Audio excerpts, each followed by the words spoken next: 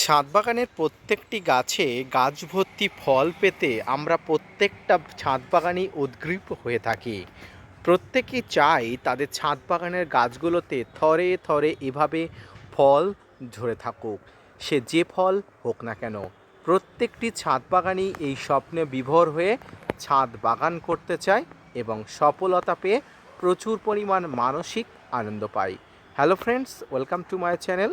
দেশ এবং দেশের বাইরে থেকে যারা আজকে আমার ভিডিওটি কন্টিনিউ করেছেন, প্রত্যেককেই gardener TRIPS with Kamal YouTube চ্যানেলে স্বাগতম। ছাদ বাগানের জনপ্রিয় একটি ফলের মধ্যে অন্যতম একটি ফল সবেদা। কোথাও চিকু, কোথাও থাই চিকু নামে পরিচিত হলেও ফলটি স্বাদে, গন্ধে এবং পরিচর্যা সব কিছু কিন্তু একই ধরনের।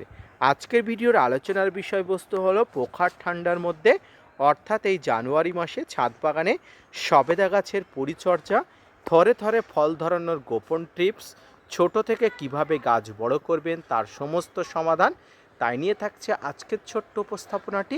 না স্কিপ করে কন্টিনিউ করুন।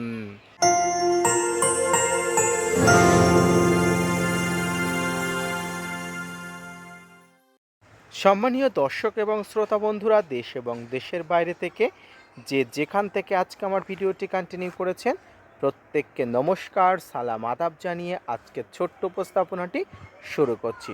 সবেদা প্রত্যেকের একটি প্রিয় ফল। এই ফল গাছটি যখন আমরা ছোটোবেলায় নিয়ে আসব, তখন অবশ্যই ভালো গ্রাফটেড এবং ভালো ট্রাস্টেড নার্সারি থেকে গাছ নিয়ে আসব। এরপরে গাছ রোপণের সময় কোনো বিশেষত্ব নিয়ে গাছ রোপণ করতে হবে না। নর্মাল মাটিতে অর্থাৎ সাধারণ মাটিতে গাছকে রোপণ করিয়ে দেবেন। যদি আপনি অভিজ্ঞ হয়ে থাকেন, টবের মাটিতে খাবার দিয়ে দেবেন। আর অনভিজ্ঞ নতুন ছাদ বাগানি হয়ে থাকলে একদম খাবার না দিয়েই কিন্তু গাছ রোপণ করবেন। অর্থাৎ অভিজ্ঞতা থাকলে মাটিতে খাবার দিয়েই গাছ রোপণ করবেন, আর অভিজ্ঞতা না থাকলেই নর্মাল মাটিতে গাছ রোপণ করবেন। গাছ রোপণের পরবর্তী 1 থেকে 1.5 মাস পরে যখন কচি পাতা বা নতুন পাতা অগ্রমুকুল বা পত্রমুকুল দিয়ে বার হবে, তখন কিন্তু গাছের গোড়াতে খাবার দেবেন। এইভাবে চক্রাকারে 2.5 থেকে 3 মাস পর পর কিন্তু গাছে খাবার দিতে হয়।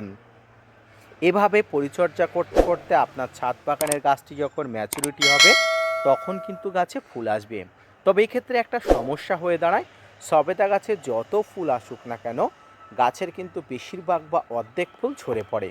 এর একটাই কারণ, সবেদা ফুল কিন্তু উভলিঙ্গ, অর্থাৎ স্ত্রী দশা এবং পুরুষ দশা থাকে।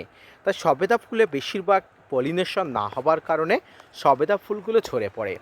তাই সবেদা ফুলগুলো পলিনেশন পদ্ধতি যদি আপনি জানতে পারেন, তাহলে কিন্তু পলিনেশন করলে প্রচুর পরিমাণ ফল পাবেন, যেমনটি আমার ছাদ বাগানে আমি পলিনেশন পদ্ধতির মাধ্যমে পেয়েছি। যদিও ছোট গাছগুলোতে পলিনেশন পদ্ধতি অ্যাপ্লাই করা গেলেও বড় গাছগুলোতে এগুলো সম্ভব নয়। তাই বড় গাছের ক্ষেত্রে পলিনেশনের কোনো চিন্তা করার কোনো দরকার নেই, অটোমেটিক পলিনেশন হয়ে যায়। কারণ সবেদা ফুলগুলোর মধ্যে পুংদশা এবং স্ত্রী দশা প্রকট হয়ে দাঁড়ায় মূলত রাত্রেবেলা পলিনেশন করতে হয়, সেটি খুব একটা শক্ত কাজের মধ্যে পড়ে। তাই কিন্তু এটি অনেকে এড়িয়ে যান, আর এই জায়গাতেই কিন্তু মাইনাস পয়েন্ট বা দুর্বল জায়গা হয়ে যায় বেশিরভাগ ছাদ বাগানে গাছে যদি কষ্ট করে পলিনেশন করা যায়, ছোট গাছগুলোতে থোকায় থোকায় ফল পাওয়া যায়। এছাড়া ফল পাওয়ার জন্য যথেষ্ট পরিমাণ উন্নত প্রজাতি বা উন্নত ভ্যারাইটির গাছ অবশ্যই দরকার হয়। এবারে গাছের সবেদা ধরলো, আপনার ছাদ বাগানে গাছগুলোতে আপনি পলিনেশন করলেন, কয়েকদিন পরে সেই পলিনেশন পরে দেখবেন ছোট্ট ছোট্ট এইভাবে গুটি আপনি দেখতে পাবেন। এই যে ছোট্ট ছোট্ট গুটি আপনি দেখতে পাচ্ছেন, এগুলো কিন্তু পলিনেশনের পরেই কিন্তু নতুন বার হওয়া। এই গুটিগুলো দ্রুত বাড়বে, ঠিক এমন হয়ে যাবে, ধীরে ধীরে বাড়বে। তবে তার জন্য কিন্তু আপনাকে পর্যাপ্ত পরিচর্যা করতে হবে। এই পরিচর্যার মধ্যে গাছের গোড়াতে মিশ্র খাবার, গাছের গোড়াতে তরল খাবার, গাছের সমস্ত কাণ্ডে শাখা পোশাকাতে ফলে মাইক্রোনিউট্রিয়েন্ট বা অনুখাদ্য, বিভিন্ন নিউট্রিশন পদার্থর যাতে অভাব না হয় তার যথাযথ প্রভাব কিন্তু গাছে ফেলতে হবে। তো প্রথমেই বলি, সবেদা গাছ থেকে যখন সবেমাত্র মুকুল থেকে সবেমাত্র গুটি বার হয়, অর্থাৎ ছোট্ট যে গুটি, সেই গুটিগুলো বাড়ানোর জন্য, সেই গুটিগুলো সুস্থ সবল রাখার জন্য আপনাকে কিন্তু গাছের গোড়াতে খাবার দিতে হয়। এই খাবারের মধ্যে ছাদ বাগানের জনপ্রিয় খাবার অর্থাৎ মিশ্র খাবার দিতে হয়। এই মিশ্র খাবারে গাছের বেঁচে থাকার জন্য 16টি ম্যাক্রো এবং মাইক্রোনিউট্রিয়েন্ট উপাদান থাকে, যেটি ছাদ বাগানের প্রত্যেকটি গাছের ক্ষেত্রে উপযোগী তাৎপর্যপূর্ণ হিসাবে গণ্য হয়। এই খাবারটি খেয়ে গাছ ধীরে ধীরে বড় হয়ে থাকবে। এক্ষেত্রে একটা কথা অবশ্যই আপনাদের বলা উচিত, সবেদা ফল কিন্তু খুব ধীর গতিতে বাড়ে, অর্থাৎ সবেদা ফল কিন্তু খুব ধীর গতিতে বড় হয়। তাই আপনি কিন্তু অধৈর্য হবে না, ফলগুলোকে সঠিক পরিচর্যা বা পুষ্টি দিতে পারলে আপনার ফল ঠিকই কিন্তু বড় হবে। গাছের গোড়াতে মিশ্র খাবার দেওয়ার কথা যেটা বলছিলাম, তার মধ্যে নিমখোল, শিংকুচি, হাড়গুঁড়ো, ভার্মিকম্পোস্ট, সর্ষের খোল, বাদাম খোল, বিভিন্ন ফাঙ্গিসাইড, এর সঙ্গে এসওপি, মাইক্রোনিউট্রিয়েন্ট, বনখাদ্য, সিউইড এক্সট্রাক্ট সব কিছু পরিমাণ মতো মিশিয়ে যে খাবারটি প্রস্তুত করা হয়, দ্যাটস কল কিন্তু মিশ্র খাবার, ছাদ বাগানের সেরা জৈব মিশ্র খাবার। এই খাবারটি ছাদ বাগানের গাছের উচ্চতা, গাছের মাটি, টবের আয়তন সব কিছু অনুযায়ী কিন্তু দিতে হয়। এই খাবারটি দেওয়ার পরে গাছ কিন্তু এখান থেকে ধীরে ধীরে কিন্তু শক্তি বা নিউট্রিশন অ্যাবজর্ব করে নিয়ে ফলের মধ্যে ঢোকায় এবং ফলগুলো বড় হয়। এর পাশাপাশি গাছের গোড়াতে বিভিন্ন তরল খাবার দিতে হবে। এর মধ্যে তো জল আপনাকে কন্টিনিউয়াসলি দিতে হবে, কন্টিনিউয়াসলি জল আপনাকে দিতেই হবে। জল কম করলে হবে না, জল কম করলে কিন্তু গুটিগুলো ঝরে পড়বে, এটুকু মাথায় রাখবেন। তা সবেদা গাছে কন্টিনিউয়াসলি জল দিতে হবে এবং এই জলের সঙ্গে কিছু পরিমাণ পেঁয়াজ বা রসুন বা বিভিন্ন ধরনের এই যে দেখতে পাচ্ছেন বা পেঁয়াজের খোসাগুলো আপনি দেখতে পাচ্ছেন, এগুলো যদি একটু মিশিয়ে এই জলটা যদি গাছের গোড়াতে দিতে পারেন, তাহলে এই সময় পটাশের অনেক সোর্স পাওয়া যায় এখান থেকে। আর এই সময় গাছে কিন্তু পটাশেরও দরকার হয় খুব বেশি, কারণ গাছকে শক্তিশালী করতে, রোগ প্রতিরোধী করে তুলতে, ফলগুলো মিষ্টতা করতে, এই ছোট ফলগুলো ঝরে না পড়ার হাত থেকে রক্ষা করতে পটাশের অত্যন্ত গুরুত্বপূর্ণ ভূমিকা আছে। গাছের গোড়াতে দিতে চাইলে এমওপি রাসায়নিক হিসেবে দিতে পারেন এবং জৈব বা তরল হিসেবে দিতে চাইলে পেঁয়াজ, রসুন খোসা জলে ভিজিয়ে সেই জলটা কিন্তু দিতে পারেন, কোনো প্রকার অসুবিধা নেই। এবং গাছের এই যে ফলগুলোতে আপনি এই যে পটাশের সোর্স হিসাবে আপনি দিতে চাইলে এসওপি 0050 আপনাকে দিতে হবে। এই 0050 প্রতি 15 দিন অন্তর ছোট থেকে বড়, ম্যাচিওর থেকে ইম্যাচিওর প্রত্যেকটি গাছে কিন্তু দিতে হবে। যাদের গাছে দীর্ঘদিন ফুল আসছে না, তারা কিন্তু গাছে ভালো মানের একটা পিজিআর যেমন মিরাকুলান বাদ দিয়ে আপনি অন্য যে সমস্ত পিজিআরগুলো দরকার সেগুলো ব্যবহার করবেন।